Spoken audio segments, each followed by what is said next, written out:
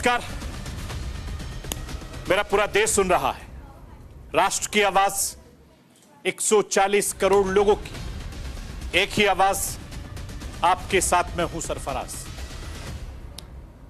मैं सरफराज सैफी आपको बताना चाहता हूं, लोकसभा में राष्ट्रपति के अभिभाषण पर चर्चा के दौरान विपक्ष के नेता राहुल गांधी एक मंजे हुए नेता के तौर पर सदन में बोल रहे थे।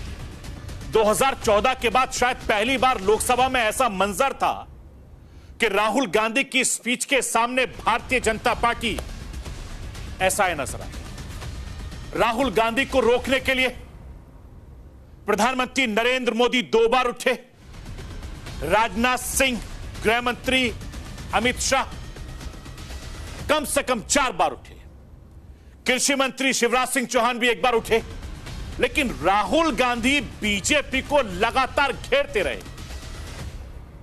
राहुल गांधी ने अपने भाषण की शुरुआत संविधान से की, मोदी सरकार पर निशाना साधते हुए हिंदुत्व पर पहुंच गए और इस बीच राहुल गांधी ने सदन में शिव हिंदू हिंदुत्व को लेकर ऐसा बयान दिया जिससे सदन और सदन के बाहर दोनों तरफ हंगामा खड़ा हो गया।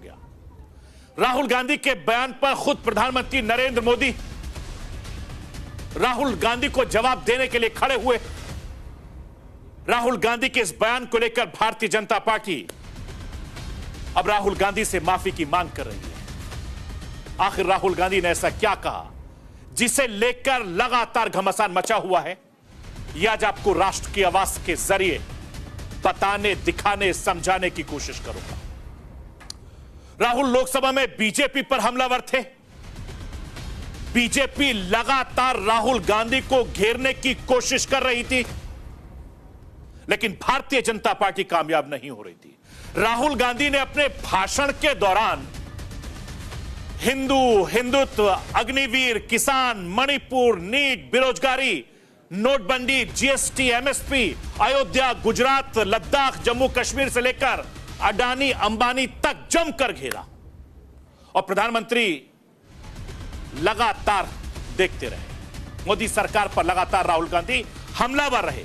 राहुल गांधी के बयान पर बीजेपी के जो बयान थे उनको गलत बता रही है। राहुल के भाषण के दौरान कई बार बीजेपी नेता अपने सीट से उठकर आपत्ति जाहिर करने लगे।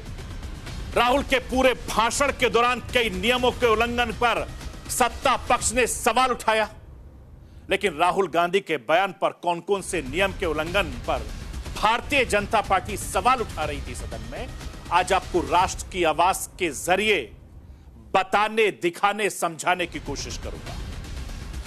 सदन में नेता प्रतिपक्ष राहुल गांधी ने अग्निवीरों की भर्ती करने वाली अग्निपथ योजना पर सवाल उठाए। राहुल गांधी ने मोदी सरकार को अग्निवीर के शहीदों का दर्जा नहीं देती है, उन्होंने यह भी कहा, मुआवजा नहीं देती है, यह भी कहा। राहुल गांधी ने कहा अगर कांग्रेस सत्ता में आती तो इस योजना को हटाए। यह सेना की योजना नहीं, पीएमओ की स्कीम है। राहुल गांधी के इस बयान पर रक्षा मंत्री राजनाथ सिंह ने बीच में उठकर खुद जवाब दिया।